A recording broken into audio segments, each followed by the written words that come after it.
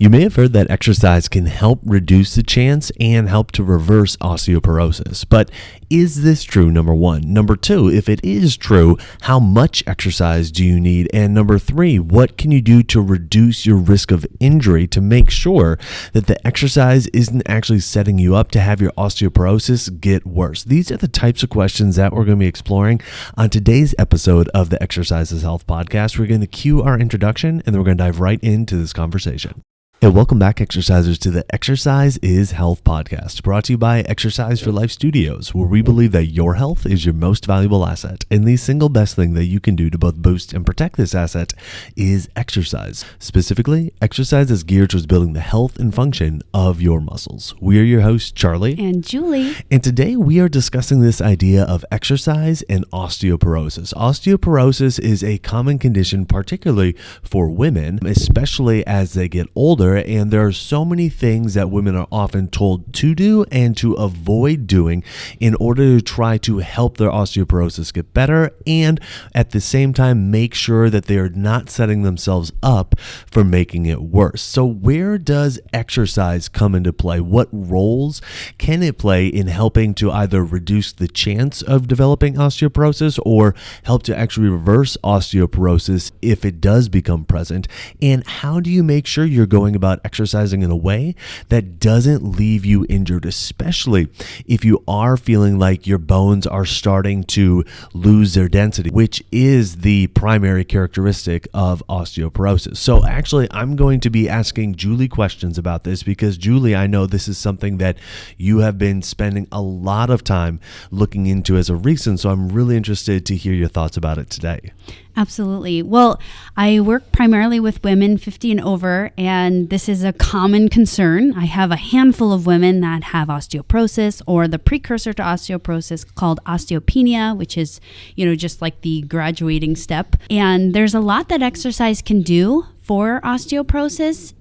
But the people that are diagnosing osteoporosis and giving advice about osteoporosis aren't usually talking about exercise. And if they are, they're talking about walking and this idea of weight bearing. So I'm hoping that we can unpack these ideas in our conversation today because weight training and heavy weight training is probably the most critical thing you can do to change your bone. Okay, yeah, I definitely want to touch on all of that and more with you, but let's kind of start off by what is one of the misconceptions or misunderstandings about osteoporosis and exercising to try to either help prevent or reverse osteoporosis that you're finding a lot of the women that you're talking to coming at you with, saying, well, this is what I've been told, or this is what I've seen in the news, or this is what I've read online. And you're like, wait a second, that actually is not the case.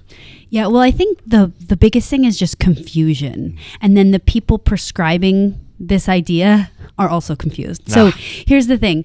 When women are diagnosed with osteoporosis, one of my clients is a physician, and she was like, shouldn't we do weight-bearing exercise? Because weight bearing is the answer to not developing osteoporosis and preventing it and what to do if you have it.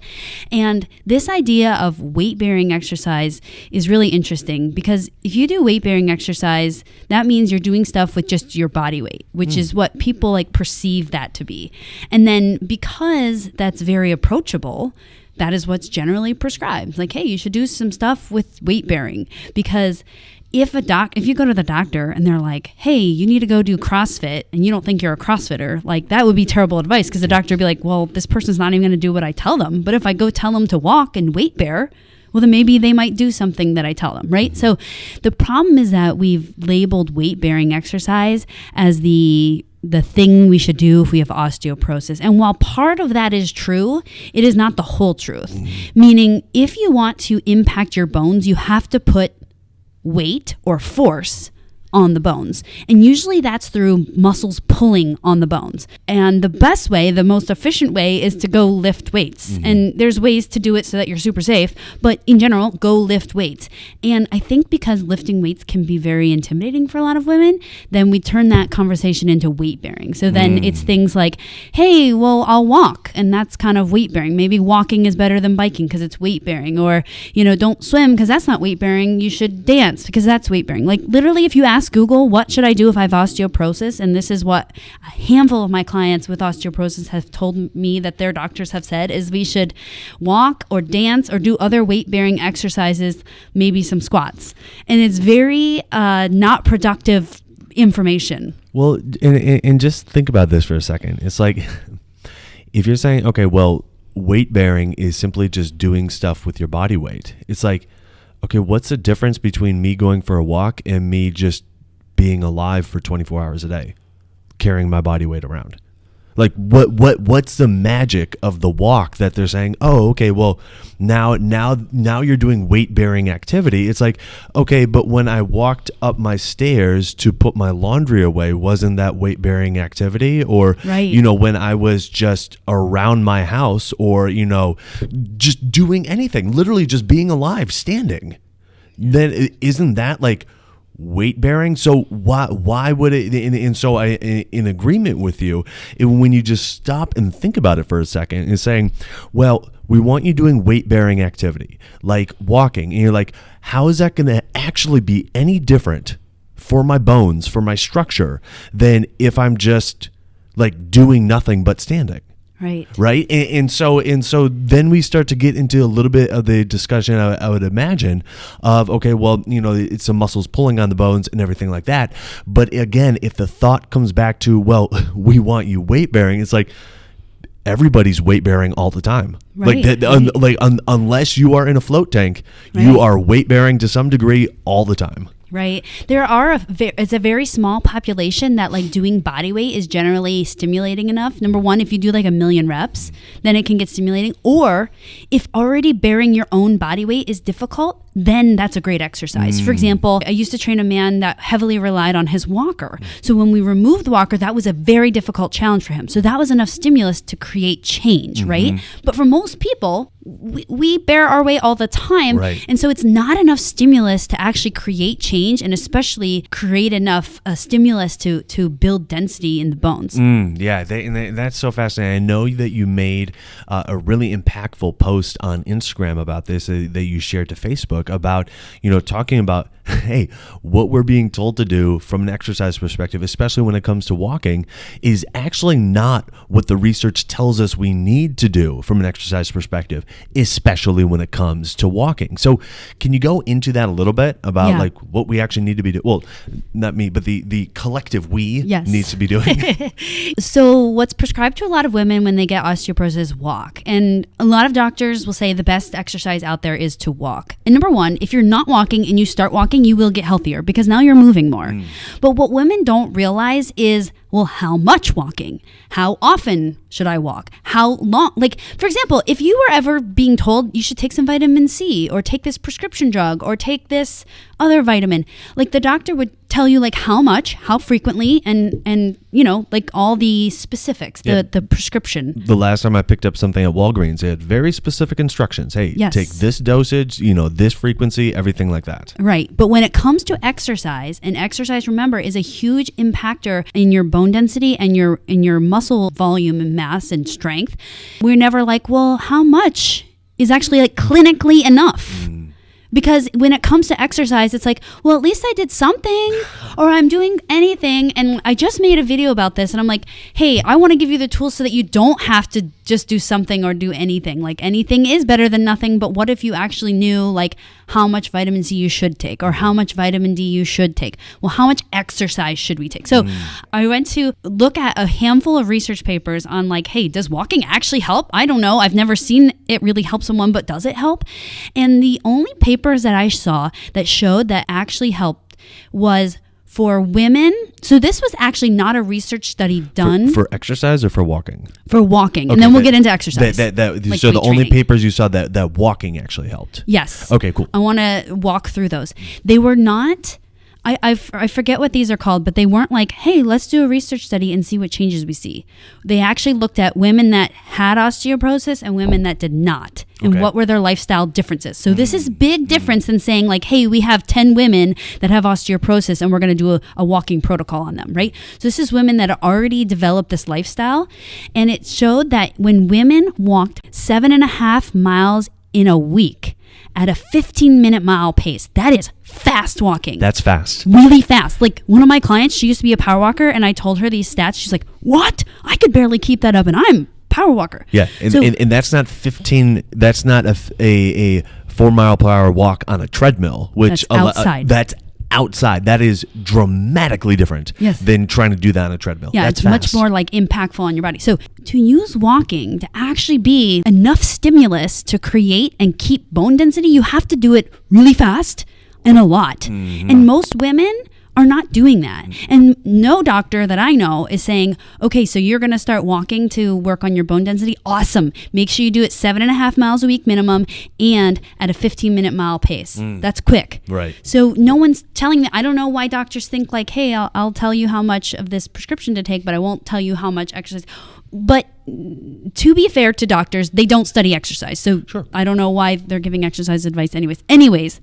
That was the thing with walking. And so after reading like a handful of papers like this, I realized, okay, well, women aren't getting better with walking because they're not doing it enough and it's not intense enough. The dosage is wrong. And the intensity is what creates change in muscles and bone, right? There has to be that impact. There has to be a reason for muscles to change, a reason for bone to change. Luckily, they're changeable tissues, right? They adapt to their environment. But if the environment is always low stimulus, meaning, oh, I walk all the time.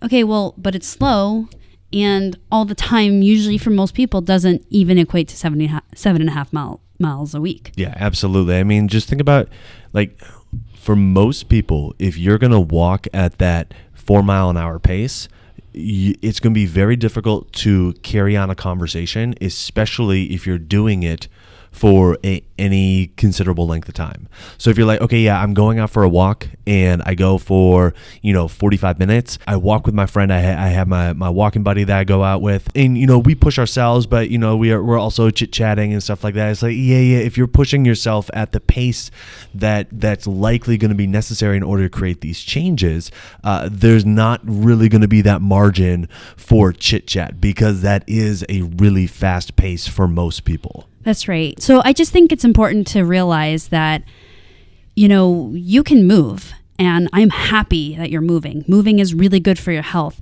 but it might not be the thing that you need for your osteoporosis, bone loss, or the same goes for if you're losing muscle or strength. It just might not be enough. And so I was actually just talking to one of my clients about this, like that I like to think of exercise like in buckets, and two of the buckets that keep your bones, muscles, your body healthy in general is like a move bucket, which is like, hey, I'm moving. I go for a nice walk with my friend. I walk around the store. I walked around the mall all day, or I walked, just general movement. That movement bucket gets filled up. You're going to be healthier than if you didn't move. But then there's a separate bucket. It's different than the move bucket, and it's the build bucket. And the build bucket is where you need to add the more intense stimulus. So that would be like when you're out power walking, when you're out for a jog, you're pushing yourself, when you're weight training. These are the things that a lot of women, especially 50 and over, struggle to get. Like when I ask my clients, hey, have you been exercising? They would say, oh yeah. And I'm like, great. And then if we could start categorizing that into, great, did you fill your move bucket or did you fill your build bucket? Because a lot of us are really comfortable adding the move bucket. And that is the lower intensity. I can chat with my friend. I went for a bike ride. Those are all really great, but they just don't fill the build bucket. And the build bucket is what's going to actually impact your bone density and your muscle mass. Sure, absolutely. So then let's kind of go to the next aspect of exercise, which where women are commonly told, hey, you need to start walking, and then you're adding in some weight bearing activity, and then every once in a while there's also this idea thrown out of like, hey, maybe you should do some strength training, or maybe you should do some resistance training, and so talk about the common downfalls that are often seen when women try to go and do their strength training, resistance training, just from, again, this like dosage standpoint of what we are led to believe needs to be done versus what the science actually shows needs to be done? Yeah, great question. Well, first of all, I do want to say this. If you're seeing someone that's not a fitness person or an exercise person or someone that's going to be there like, hey, let me guide you through this, it's understandable why they rarely talk about weight training. Because if I told you, let's say you've never exercised, and I said, hey, Charlie, I want you to go for a walk 3 times a week. You're like, well, I know I walk from here to my mailbox. I know I walk when I go to the grocery store. Oh yeah, I could go outside and walk. Like that seems approachable. But if you have never exercised, you've never been to the gym, you never owned weights, you've never seen a workout video, and I say, okay, now you need to start strength training 3 times a week. That's like a big ask. You know, there's like, whoa, okay, like, do I know the right form? Do I know the right moves? Do I know like how to stay safe? Do I know like what, you know, which ones to be careful of? There is a lot of details in that. So I get it of why like a lot of non-fitness professionals that don't have the tools or the time or the prepared stuff to like say like, I want you to weight train and this is how to do it. This is the frequency. They just don't usually bring it up, or they do bring it up and then it's like, no one does it because of all of the things I just said. So anyways, again, when it comes to exercise, I looked at a handful of research papers, and the big thing it came down to, just like the walking, is that it has to be intense. Okay? Now, there are ways to make sure that intense also can lead to being safe. But when it comes to intensity, there seems to be a need to have the intense stimulus at least twice a week. And when the stimulus was less than twice a week, the results were significantly less than not. And so much so that even in one of the conclusions of the papers I read, they said, so any osteoporosis weight training program needs to recommend 3 days a week so that when there's holidays, when they literally said this, when there's holidays or birthdays or reasons you have to take off or you're sick, you're still getting in twice. So that shows you how much it was important that there's regular stimulus, right? Like you would never think, oh, well, you know, once a week I eat a salad and that's all the nutrition I need. Well, no, you know you have to repeat it. So then the question becomes that no one asks is like, well, how often do I have to repeat this challenge, this stimulus from my weight training to actually signal to my body, build muscle, build bone? And I keep bringing them up together because it's the yanking of the muscles on the bone that create the change. That is the most direct like impact on the bone. The other thing I want to bring up is that this weight training needs to be 80 to 85% of your 1 rep max. And you might hear that and be like, Julie, that is not my language. What did you just say? That means that you have to do really intense. It has to be really difficult. And that seems to be the common theme. I mean, I know you look at a lot of research for exercise, not necessarily for osteoporosis, but in general, like building muscle, keeping muscle healthy, which again, that is the key to having this like yankage on bone, which creates bone density. But this exercise needs to be done intensely, which leads us to saying, okay, well, how do I do it intense? How do I do it repeatable so that it's also safe? Because you can't just do it intense one day and think that this is going to create, you know, the changes that you're looking for. It has to be repeatable. Yeah. So let me just recap that real quick, because what you're saying is you need to be doing your strength training at least twice a week. And you need to be doing it at a level that's actually really challenging. Really difficult. And not just something that's like, okay, you know, I'm going to grab this band, I'm going to do this exercise, and, you know, after doing it for 60 seconds to 2 minutes, and then I start to feel, you know, it's a little bit fatiguing. It's like, no. If you're doing 80 to 85% of your 1 rep max, it feels challenging from the moment you start. And that's what so many people, I think, don't realize. When you're not used to lifting near your capacity, you think, okay, well, you know, eventually, you know, I do this, and then after a while it starts to feel fatiguing. No. When you are working at the level that the papers are saying you need to be working at, it's going to feel intense. It is going to feel challenging from the moment you start that exercise. There's no like easy rep at like 85%. It's like, okay, yeah, I'm working. This is like second number 1. I am working. So here's the thing. After recapping that, there's probably a lot of listeners right now are like, yeah, I'm out. Yeah, like, you know, forget this. You know, I'll just go on with osteoporosis, and you know, I'll do some light walking and go back to my doctor and tell them I'm doing exactly what they're telling me, and you know, we'll just go on our merry way. So if anybody's feeling those feelings right now. How can they go about doing this in a way that doesn't seem so scary and that like actually keeps them safe while they're doing it? Yeah. So one thing that I never said, but all of our listeners, especially if you are a woman with osteoporosis, you probably started to assume, and not because it's your fault, but because that's everything that's ever been represented in the fitness world, was that, hey, I said you need to go intense. And then things that popped in your brain were probably like things like CrossFit or things you see at the Olympics or like buff men at the gym, like getting buff, or like, you know, that crazy 80-year-old woman that's too buff for you. Like, you're like, I don't want to look like that. I don't want to be buff. Or you're thinking, yeah, and I'm going to cross my fingers that I don't get injured because that sounds like a recipe for injury. Or maybe you've even exercised in the past and you're like, yeah, that's exactly how I got injured. That's why I'm going to stick with my walking and I'm going to stick with this. But I want this conversation, we're going to get to your question, but I want this conversation to like also open the eyes to women that like, you know, we're always going back and looking at our nutrition. We're always going back and looking at our supplements. And then when things are working or not working, we're never reconsidering what we're doing with our exercise. Like, was there enough stimulus there to actually make change? Because most women aren't doing the things that I had said. But when you're supplying your body with the things to build bone, like, you know, I've heard maybe take some calcium or change your vitamin D or, you know, take this medication. That's like taking supplies to a construction site and like dropping them there. But then there's never like the blueprint of saying like, okay, put the roof on like this. Okay, we need to build it up 5 stories, not 3, 5. Oh, we're losing something there. We need it. So the exercise, the stimulus is what's telling your body to like, hey, take all these things and put it into the bone. Take all these things and build it into muscle. So what I want women to know is that you can do this safely. I do this with women all the time. And there's a couple tactics that you can do that are going to keep you safe. And really the safe part is so important because that's the thing. Number one, you won't get injured. But number two, you can repeat it. Again, if you exercise one day, it's going to do minimal for your health. I mean, it'll change some things in the moment, but it's not going to do enough to actually build anything. So number one, knowing that your body will tell you when to stop. I think like we forget that our bodies are going to communicate with us when we exercise. I always tell my clients, especially when I'm like adding weight, I'm like, don't worry. If you can't do it, your body won't do it. Don't force it.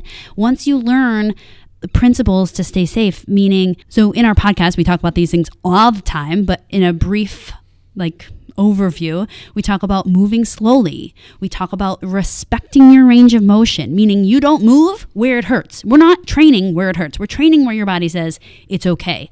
Focusing on connecting and squeezing your muscles, connecting with your body. That's like this idea of body ownership. It also helps you become more mobile, more flexible, stronger in your everyday life. And the last one being focusing on your form. We like to actually call that moving and non-moving parts, meaning when you can do an exercise perfectly, then you're adding weight. And again, if you're going to be working with something like osteoporosis, it needs to be perfect form with the 80 to 85% one rep max, which means heavy. You need to be lifting heavy. It doesn't mean you're going to failure, although many papers are like, yay, go to failure, which is fine. As long as you have good form, you'll be fine.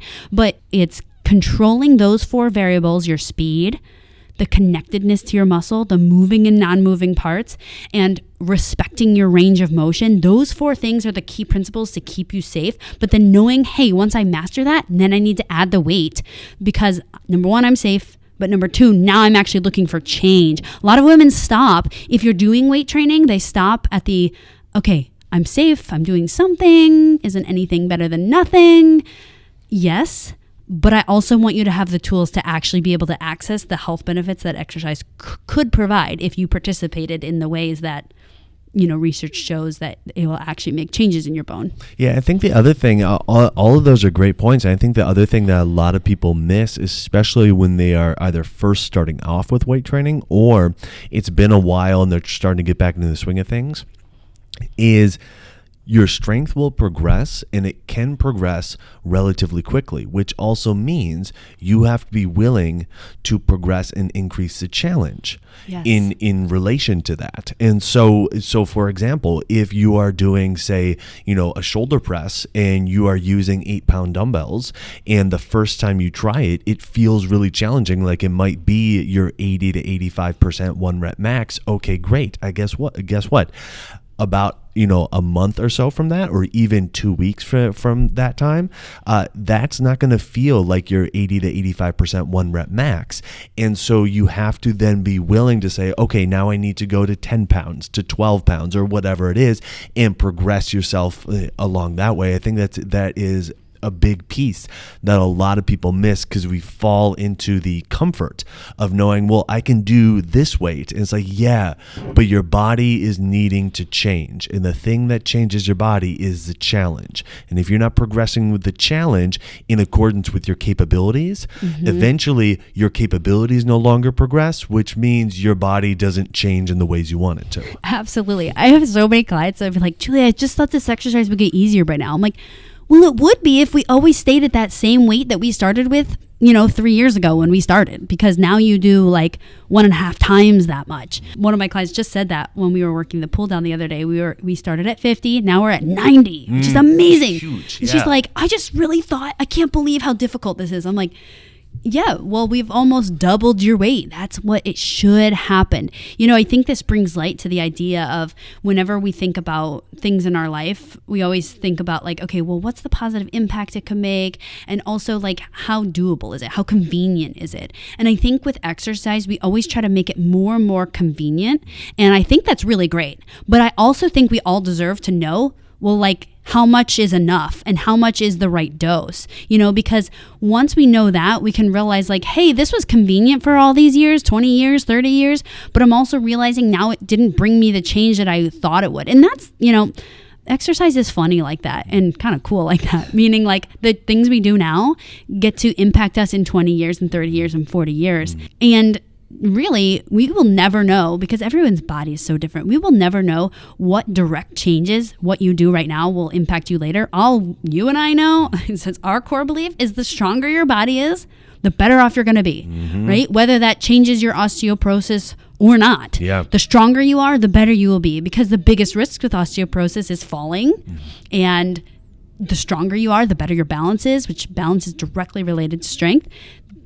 The less you're going to fall. And that's a big deal too. So just always knowing like, hey, I can do what's convenient, but I also should know what is the dosage that I need to actually make an impact on my health and my specific health concerns you might be facing right now. Absolutely. And it's not just us that's preaching that message. I mean, maybe, 5 years ago when we started this podcast, we were one of the few voices really advocating for, muscle and everything like that as part of your overall health and longevity. But I mean, it's hard to find, a naturopathic doctor or, an influential doctor on Instagram or YouTube or wherever that really isn't hammering home the idea of you need to have muscle on your body. You need to have muscle that's functioning well. You need to have muscle for, strength and everything like that as the organ of longevity. And, I've heard it just so many praises sung towards muscle. So I know like it used to be a little bit like, what are Julie and Charlie talking about? Like they're kind of weird about that, but I mean, really came around. Yeah, everybody, many people have come around to this idea, and we've been there trumpeting it the whole time. So my question for you, Julie, is if somebody's listening to this right now and they're like, okay, you know what? I'm up for trying this more intense exercise thing. I believe what you're saying, that I need to be challenging my body, but really my biggest fear is making sure that I stay safe, that I'm not going to injure myself. Where would you direct people to be able to do this? Yeah, so my women's program, I know I've brought it up before, but that's a really great place to start. It's free. It's 3 days. And in those 3 days, we just talk about like the safety elements. We're going to be exercising during that, but we're going to talk about safety, learning how to listen to your body, learning how to customize exercise to your body. And again, that's going to be the key to make sure that you can like repeat this thing called exercise. And then after that, we jump into adding the challenge piece, because again, the challenge is the critical piece to creating health changes in your bone, muscle, your brain, metabolism. I know all women want those things, but today's focus is mostly on bone, which we talked about how it's the same as muscle. But anyways, that's a great place to start. And I've had so many praises from that program, just how easy it is, accessible it is, and you do it right from home. So it's not like you need special equipment, maybe some dumbbells or something, but Sure. You can especially for those first 3 days, you can use things from around your house. Absolutely. I mean, even during our home workouts program, we had, people using wine bottles, and, laundry detergent and stuff like that. So especially for those 3 days where you're really just hammering home that kind of foundation of this is how you do the exercise in a safe way, that you're not going to get injured, you don't need to really load it very heavy with that. So how can people access that? Because you're right, like the ladies that have done it have absolutely been loving it. Yeah, I actually just got a review emailed to me the other day, and I'm like, woohoo! And she was 75 even. I was like, that's awesome. Okay, so you just go to www.exerciseforlifestudios.com/women, and that'll take you to the page where you just give me your email so that we can create a little profile where all the workouts will go into. Perfect. All right, yeah. So www.exerciseforlifestudios.com/women. That's how you get access to learning how to make sure you are exercising in a way that is safe, so then you can go after that and really challenge yourself at those intensities that are going to be necessary to help create the changes that we're talking about today and that you're wanting. And I know you've been putting out a lot of content about this and other related topics. How can people get that content from you? Yeah, so I have been starting to dispel myths, talk about, all the things for fitness for women 50 and over on my Instagram page and also on my Facebook. So you can follow me on Instagram. It's just at Julcates, JULCATES. And then on Facebook, you can just search my name, Julie Cates. Yeah, definitely check her out on Instagram. She has at least one reel that has gone viral. So people are loving this. Well, I've been breaking down different, on the news and other like massively produced things, just talking about the ins and outs of these exercises because, I want women to know like, hey, this is how you really can be safe. This is how you can really be impactful rather than just like the sparkly packaging that, Good Morning America gives or the Today Show gives. So We've been breaking those down. Right on. Awesome. So who do you know that needs to hear this episode? Who do you know that is not wanting to develop osteoporosis or has been given the diagnosis of having osteoporosis and wants to take an active role in trying to make sure it doesn't get worse or possibly reverse it? Share this episode with them so they can understand the steps that are needed from an exercise perspective to help promote those changes within their body. Help them to understand how to get signed up for Julie's women's program and follow her on Instagram to make sure you are staying up to date with all the content that she is producing. And while you're online, head on over to Apple Podcasts and leave us a rating and review. It helps people find our podcast when they are looking for information on exercise and when they're looking for information on health. So if you found value in this conversation today, let us know by leaving us that 5-star rating and review. Well, thanks so much for tuning in. We always appreciate it. Have a fantastic week, and we'll talk with you all next week. This podcast is for information purposes only. The statements and views on this podcast are not medical advice. This podcast, including Julie and Charlie Cates, disclaim responsibility for any possible adverse effects from the use of information contained herein. Opinions of guests are their own, and this podcast does not endorse or accept responsibility for statements made by guests. This podcast does not make any representations or warranties about guest qualifications or credibility. This podcast may contain paid endorsements or advertisements for products or services. Individuals on this podcast may have a direct or indirect financial interest in products or services referred to herein. If you think you have a medical issue, consult a licensed physician.